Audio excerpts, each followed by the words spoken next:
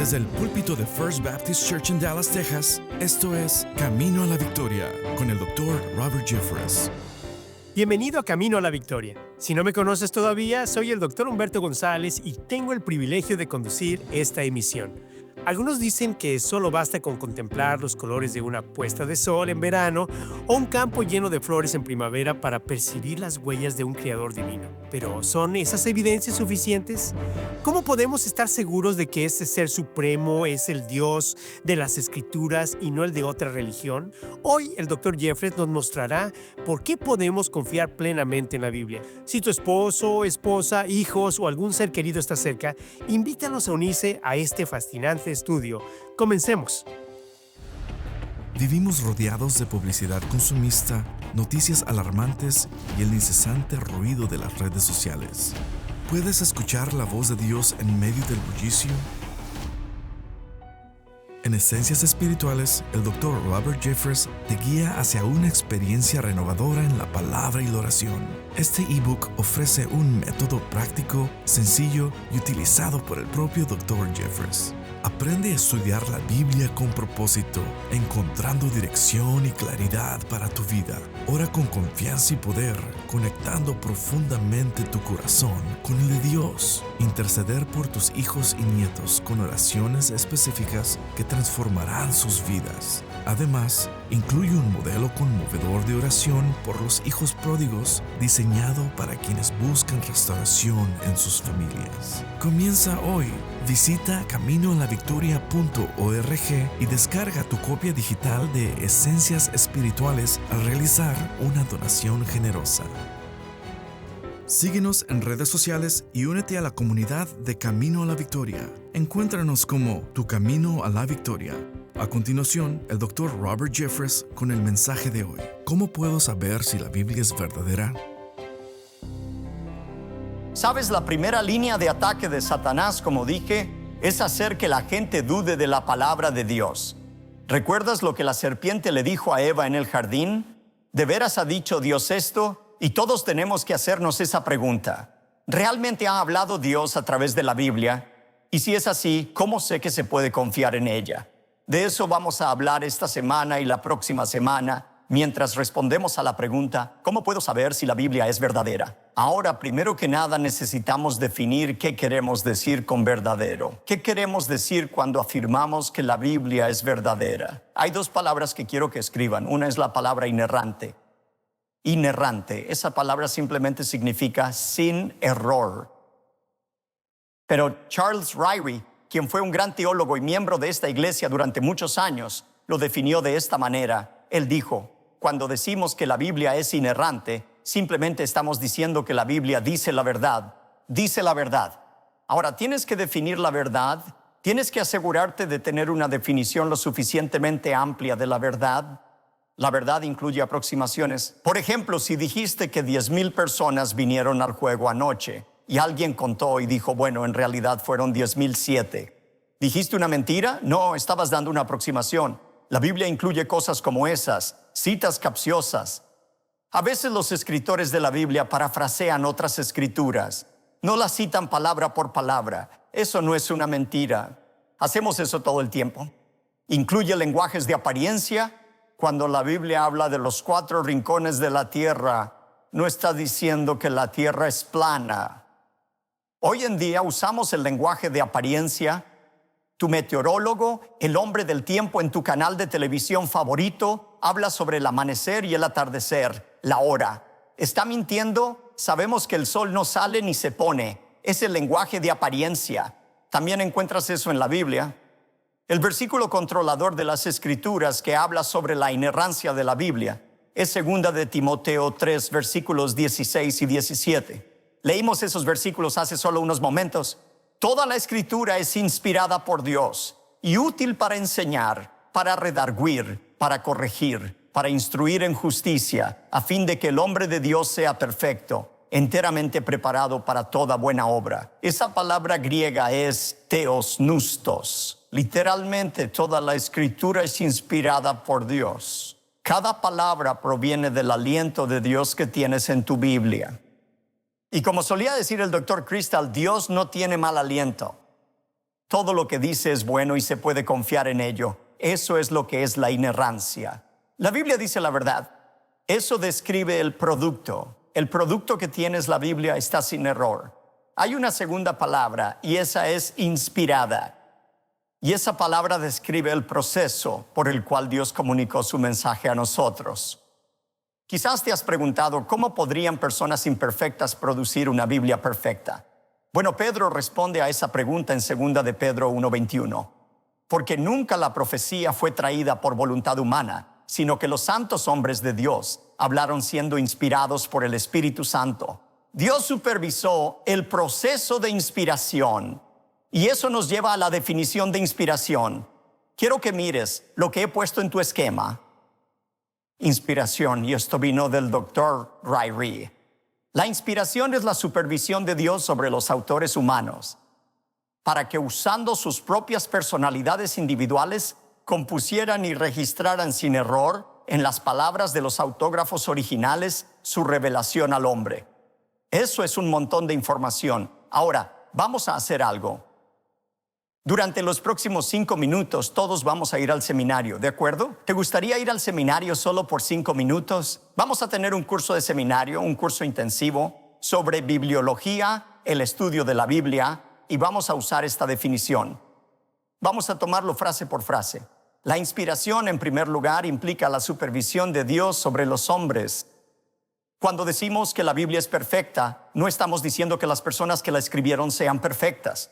Moisés, Pedro, Pablo, todos los escritores de las Escrituras eran personas imperfectas. Entonces, ¿cómo produjeron una Biblia perfecta? Dios supervisó. Él supervisó el proceso. En segundo lugar, Dios usó sus propias personalidades individuales. Eso se refiere a la autoría dual de la Biblia. Dios es quien inició las Escrituras, pero se comunicó a través de las personalidades individuales de aquellos que escribieron la Biblia. Él usó los arrebatos emocionales del rey David, las reprimendas airadas de Moisés, el escepticismo de Salomón. Él usó el razonamiento sistemático del apóstol Pablo. Él usó las personalidades individuales para producir la Biblia. ¿Y cómo lo hizo? Él hizo que estos hombres compusieran y registraran. Dios compuso y registró el mensaje. Ahora veamos esa palabra registrada. Eso significa dictado. ¿Sabías que algunas partes de la Biblia fueron literalmente dictadas por Dios a quienes escribieron las Escrituras? Piensa en los 10 mandamientos en Éxodo 20. O piensa en Apocalipsis 2 al 3, el mensaje que Jesús envió a las 7 iglesias. Le dijo a Juan, el apóstol Juan, básicamente toma un bolígrafo y un trozo de papiro y escribe esto, palabra por palabra. Así es como se comunicó el mensaje. Pero no toda la Biblia, de hecho, la mayor parte de la Biblia no fue dictada, fue compuesta. Por ejemplo, en el Salmo 51, David clamó, «Ten piedad de mí, oh Dios, conforme a tu misericordia». Estaba desesperado. «Sé misericordioso conmigo después de este gran pecado que he cometido. Sé misericordioso conmigo, oh Dios, conforme a tu gran amor». Ahora, ¿estaba tomando dictado cuando escribió eso? Dios dijo, sé misericordioso, misericordioso conmigo. Señor, ¿hay una coma después de mí o no? ¿Crees que así fue como sucedió? No, Él usó la personalidad de el salmista para producir ese mensaje. Y eso es lo que tenemos en la Biblia. Parte de la Biblia está registrada, parte está compuesta, pero todo se usa para comunicar su revelación. El mensaje de Dios incluyó citas de fuentes no bíblicas. Incluye aproximaciones, paráfrasis de las Escrituras, el lenguaje de los padres. Dios comunicó su mensaje a través de estos hombres. Lo hizo cercano, sin error. Eso significa que no hay mezcla de error con la verdad absoluta de la Biblia. Y finalmente lo hizo en las palabras de los manuscritos originales o dedicatorias. Cuando decimos que la Biblia es sin error, estamos hablando de los manuscritos originales. Permíteme compartir contigo varias de las evidencias más fuertes de la inspiración de la Biblia para que podamos confiar en ella. Vamos a hablar de 3 de esas evidencias hoy y una final la próxima vez. Primero que nada, considera las afirmaciones de la Biblia sobre sí misma. La Biblia afirma ser inerrante. Ahora dices que eso es un razonamiento circular. Decimos, sé que la Biblia es verdadera porque la Biblia dice que es verdadera. Admitiré que es un argumento débil, pero es importante porque tenemos que saber. Estamos afirmando algo sobre la Biblia que la Biblia no afirma sobre sí misma. Estamos exagerando al decir que la Biblia es inerrante. Tuve profesores de seminario, profesores universitarios, que decían que esta idea de inerrancia, la Biblia en ninguna parte afirma ser inspirada y sin error. Eso es solo una afirmación hecha por el hombre. No veamos el Antiguo Testamento. En primer lugar, el propio Antiguo Testamento afirmaba que estaba inspirado cientos de veces. Tengo algunas de esas veces escritas en tu esquema. La Biblia dice, y Dios habló estas palabras, o así dice el Señor, o las palabras de Jeremías, a quien vino la palabra del Señor. Una y otra vez el Antiguo Testamento dice, esta es la palabra del Señor. En el Salmo 95 leemos estas palabras, versículos 7 y 8. Si oyereis hoy su voz, no endurezcáis vuestro corazón, como en Meriba, como en el día de Masá en el desierto. Ahora, ese salmo fue escrito alrededor del año 900 antes de Cristo. 900 antes de Cristo. No sabemos quién escribió ese salmo, está en el Antiguo Testamento, pero 1000 años después, el escritor de Hebreos en el Nuevo Testamento citó el Salmo 95. Escucha cómo lo cita. Por lo cual, como dice el Espíritu Santo, si oyereis hoy su voz, no endurezcáis vuestros corazones. No sabemos quién fue el escritor humano. El escritor de Hebreos dice que no importa. Fue el Espíritu Santo quien escribió esas palabras. Los propios apóstoles afirmaron que el Antiguo Testamento estaba inspirado. Ya hemos visto lo que dijo Pablo en 2 de Timoteo 3. Toda la Escritura es Theos Nustos. Él estaba hablando principalmente, pero no exclusivamente, sobre el Antiguo Testamento. Pedro, en 2 de Pedro 1, habló sobre: ninguna escritura surgió por acto de voluntad humana, sino que hombres, llevados por el Espíritu Santo, hablaron de parte de Dios. Jesús mismo creía en la inspiración del Antiguo Testamento. El Antiguo Testamento estaba completo en los días de Jesús. Él lo sabía, él lo estudió, él afirmaba que estaba inspirado por Dios. ¿Sabes lo que es realmente interesante? Es que Jesús parece haberse esforzado en dar su sello de aprobación a historias que son ridiculizadas por la mayoría de los liberales en el Antiguo Testamento. Por ejemplo, los biólogos se burlan de la idea de que la humanidad proviene de un hombre y una mujer. Y sin embargo, en Mateo 19 Jesús afirmó eso. Él estaba hablando sobre el tema del matrimonio, pero dijo en Mateo 19:4, Él respondiendo les dijo: ¿no habéis leído que el que los hizo al principio, varón y hembra los hizo? Singular, un hombre, una mujer. Por cierto, ¿quién asigna el género a las personas? Dios lo hace. Él es quien los hace hombre o mujer. Qué tonto, ridículo. Es una idea estúpida pensar que puedes pasar un bisturí de cirujano sobre alguien y convertirlo de hombre a mujer o de mujer a hombre. Ninguna persona puede hacer eso. Solo Dios puede hacer eso. Y no odiamos a las personas transgénero. No deberíamos odiar a las personas transgénero. Debemos entender que es una confusión. Debe ser tratado con compasión, pero sí necesita ser tratado. Eso es solo un pequeño extra. No se incluyó en el sermón. La parte clave de esto es que Dios los hizo un hombre masculino y femenino, dijo Jesús. O piensa en su resurrección. Jesús vinculó su resurrección con la historia de Jonás y el gran pez. De nuevo los escépticos dicen: ¿en el vientre de un pez durante 3 días? De ninguna manera. Pero escucha lo que dijo Jesús: porque como estuvo Jonás en el vientre del gran pez 3 días y 3 noches, así estará el Hijo del Hombre en el corazón de la tierra 3 días y 3 noches. Otras personas se burlan de la idea de que alguna vez hubo un hombre llamado Noé que construyó un arca gigante en medio del desierto y llamó al arrepentimiento. Y Dios envió un diluvio y destruyó la tierra, excepto por aquellos que estaban en el arca. Y sin embargo, en Mateo 24, versículos 37 al 39, Jesús vincula su segunda venida con la historia de Noé. Mas como en los días de Noé, así será la venida del Hijo del Hombre. Porque como en los días antes del diluvio estaban comiendo y bebiendo, casándose y dando en casamiento, hasta el día en que Noé entró en el arca, y no entendieron hasta que vino el diluvio y se los llevó a todos, así será también la venida del Hijo del Hombre. Jesús vinculó su segunda venida con Noé. Hace unos años estuve en un programa de entrevistas popular. Era el programa de entrevistas más popular de su tiempo. Y el presentador dijo: ¿sabes, pastor? Yo creo en el Nuevo Testamento, pero simplemente no puedo aceptar esa historia en el Antiguo Testamento sobre Noé. Yo solo creo que es un mito, no podría ser real.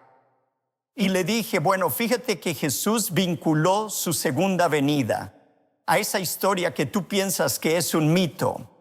Supongamos que Jesús hubiera dicho en su lugar, así como fue en los días del conejo de Pascua, así será cuando el Hijo del Hombre venga de nuevo. Si Jesús hubiera vinculado su segunda venida con el conejo de Pascua, ¿tendrías alguna confianza en que va a regresar? No tiene sentido tratar de vincular la realidad con un hecho ficticio o un mito ocurrente. Simplemente no tiene sentido. La única manera de probar la realidad es con otra realidad. Mi punto es que Jesús creía en las historias del Antiguo Testamento, pero no se detuvo ahí. Él creía que cada palabra del Antiguo Testamento estaba inspirada por Dios. Por ejemplo, en Mateo 22, Jesús estaba discutiendo con los saduceos, una secta de los judíos, sobre la resurrección. No creían en la eternidad, no creían en una resurrección. Y así, Jesús les demostró que el Antiguo Testamento enseñaba la resurrección. Mateo 22, versículos 31 y 32. Jesús dijo: pero respecto a la resurrección de los muertos, ¿no habéis leído lo que os fue dicho por Dios? Cuando dijo: yo soy el Dios de Abraham, el Dios de Isaac y el Dios de Jacob. Dios no es Dios de muertos, sino de vivos. Lo que Jesús estaba haciendo era remontarse a Éxodo 3, versículo 6, la historia de la zarza ardiente. Recuerda, Dios se le apareció a Moisés en la zarza ardiente y le dijo que fuera al faraón.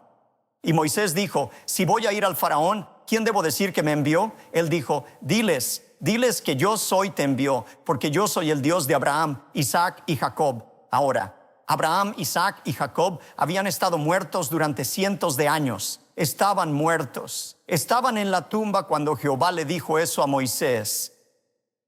Si ellos estuvieran muertos y no hubiera resurrección, entonces Jehová debería haberle dicho a Moisés: dile al faraón: yo era el Dios de Abraham, Isaac y Jacob. Pero Jesús dijo: eso no es lo que Dios dijo. Él dijo: yo soy el Dios, lo que significa que Abraham, Isaac y Jacob todavía están vivos. ¿Ellos fueron resucitados? Mi punto es que Jesús basó toda la doctrina de la resurrección en el tiempo verbal de una sola palabra. El hecho de que Dios dijera yo soy en lugar de yo era es prueba de la resurrección. Jesús creía que cada palabra del Antiguo Testamento estaba inspirada por Dios, pero no se detiene ahí. Él creía en cada letra de cada palabra. Cada trazo de cada letra de cada palabra fue inspirado por Dios. Mateo 5, 17 al 18. Jesús dijo: no penséis que he venido para abrogar la ley o los profetas. No he venido para abrogar, sino para cumplir. Porque de cierto os digo que hasta que pasen el cielo y la tierra, ni una jota ni una tilde pasará de la ley hasta que todo se haya cumplido. La letra más pequeña en hebreo es la yod. Es más o menos del tamaño de un apóstrofe.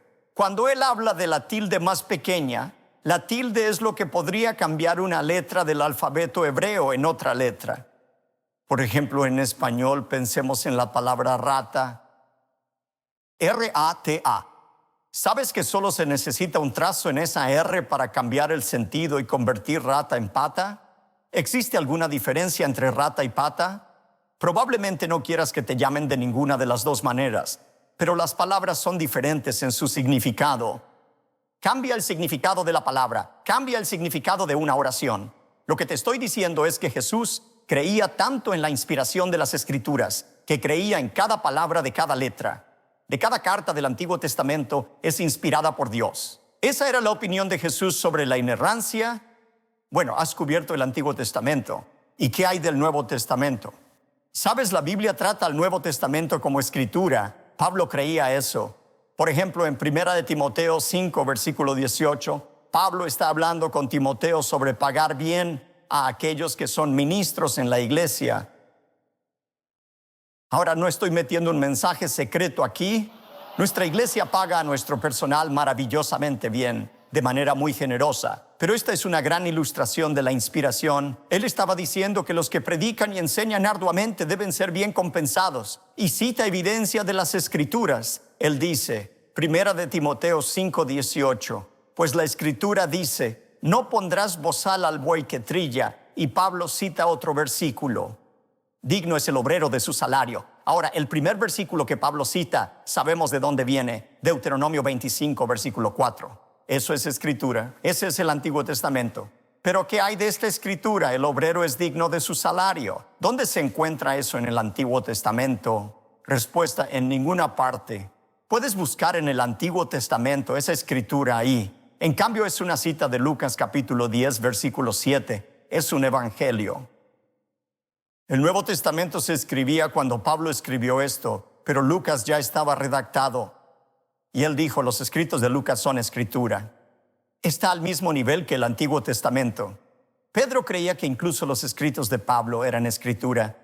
En 2 de Pedro 3, versículos 15 al 16, Pedro dice, y tened entendido que la paciencia de nuestro Señor es para salvación, como también nuestro amado hermano Pablo. No siempre se llevaban bien, pero Pedro aún lo amaba. Nuestro amado hermano Pablo, según la sabiduría que le ha sido dada, os ha escrito casi en todas sus epístolas, hablando en ellas de estas cosas, entre las cuales hay algunas difíciles de entender, las cuales los indoctos e inconstantes tuercen, como también las otras escrituras, para su propia perdición. ¿Sabes lo que está diciendo? Está diciendo que a veces es difícil entender a Pablo. Sus escritos son difíciles de entender. ¿Escucha un amén a eso? Pedro estaba frustrado. Tenía oraciones interminables. A veces simplemente no parecía tener sentido. Pero, dijo Pedro, no obstante, la gente malvada intentará distorsionar las palabras de Pablo, como hacen con el resto de las escrituras. Los escritos de Pablo se consideraban escritura. Ahora, de nuevo, me doy cuenta de que esta evidencia de lo que la Biblia dice sobre sí misma es probablemente la menos persuasiva, pero es importante saber lo que la Biblia afirma. Cuando decimos que la Biblia es inerrante, no estamos afirmando nada que la Biblia no afirme. En segundo lugar, la profecía cumplida. ¿Sabías que ningún otro libro religioso, el libro de Mormón, el Corán, ningún otro libro religioso tiene algún ejemplo de profecía cumplida? Y finalmente, la unidad de la Biblia. La unidad de la Biblia. Contrasta la Biblia con otro libro religioso bien conocido, el Corán del Islam. Mahoma escribió el Corán durante un periodo de 23 años. Él afirma que el ángel Gabriel vino y le entregó el mensaje que se convirtió en el Corán. Y aunque fue escrito solo por un hombre en un corto periodo de tiempo, hace 23 años, hay una increíble cantidad de desunión en el Corán. La Biblia no fue escrita por un solo hombre. Fue escrita por más de 40 autores a lo largo de 1500 años. Fue escrita en ubicaciones geográficas a 2000 millas de distancia, desde Babilonia hasta Jerusalén y Roma. Aquellos que escribieron la Biblia provenían de diversos orígenes: reyes, pastores de ovejas, doctores, hombres que en su mayoría no se conocían ni conversaban entre sí. Mi amigo Erwin Lutzer lo describe de esta manera para explicar el milagro de la unidad de la Biblia. Dijo, imagine que varias piezas de una gran catedral, llegadas de distintos países y ciudades, convergen en un mismo lugar. De hecho, imagine que la investigación demuestra que 40 escultores diferentes hicieron su aportación a lo largo de muchos siglos. Sin embargo, las piezas se encajan para formar una única y magnífica estructura. ¿No sería esto la prueba de que detrás de ese proyecto había una sola mente? Un diseñador que utilizó a sus obreros para esculpir un plan bien concebido. La Biblia es esa catedral supervisada por un arquitecto superinteligente. ¿Cuál es la evidencia de que la Biblia es verdadera? Hemos hablado sobre lo que la Biblia afirma sobre sí misma. Hemos hablado sobre las profecías cumplidas, cientos de ellas en la Biblia. Hemos hablado sobre la unidad del tema. La próxima semana veremos la pieza final de evidencia que hace que la Biblia sea digna de confianza, y voy a responder 3 de las preguntas más comunes que se hacen. ¿Qué pasa con todas las contradicciones? las supuestas contradicciones en la Biblia. ¿Cómo manejamos los errores que los copistas pudieron haber cometido al copiar los manuscritos? ¿Y cómo sabemos que tenemos los libros correctos en la Biblia? Responderé esas preguntas la próxima semana mientras continuamos respondiendo la pregunta: ¿cómo puedo saber si la Biblia es verdadera?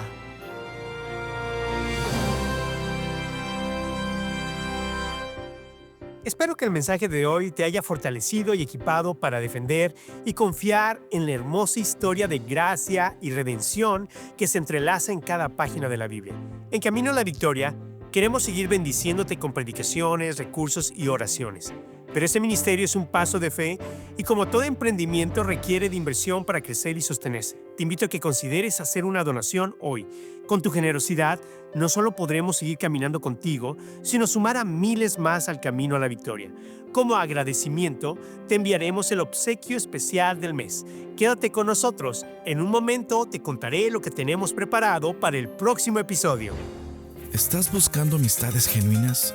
¿Un lugar donde tu identidad latina sea celebrada y puedas experimentar a Dios de una forma única? En First Dallas en español, somos una comunidad de personas como tú, unidas con un propósito: vivir la fe en familia. Cada domingo nos reunimos para aprender la palabra de Dios y alentarnos mutuamente, en el estilo que hace emocionar a nuestro corazón. Me gusta adorar a Dios en mi idioma materno, que es el español. No importa el país que tú seas, siempre hay una esperanza, algo que nos va a unir, y es en Jesucristo y su palabra, su obra, su mensaje. Con el tiempo de sentirme en una gran iglesia, se ha sentido más pequeña y más íntima, en un sentido que es algo tan hermoso que puedo experimentar cada semana. El doctor Humberto González, Dios lo ha estado usando para levantar este ministerio. Acompáñenos a nuestro servicio en español. Aquí, tu fe y tu cultura se celebran en comunidad. El Dr. Jeffress nos ha presentado pruebas contundentes que respaldan la fiabilidad de la Biblia. En nuestro próximo encuentro, exploraremos aún más evidencias, incluyendo lo que podría ser el argumento más sólido hasta ahora, el fascinante registro arqueológico. Por ahora, me despido con un adelanto del próximo episodio. Tu destino eterno depende de lo que vamos a hablar durante los próximos 35 minutos. Ya sea que pases la eternidad disfrutando de los placeres del cielo, o pases la eternidad en el infierno separado de Dios, todo depende de si se puede confiar o no en la Biblia. No te pierdas el próximo episodio. El Dr. Jeffress continuará respondiendo la pregunta: ¿cómo puedo saber si la Biblia es verdadera? Te esperamos aquí en Camino a la Victoria.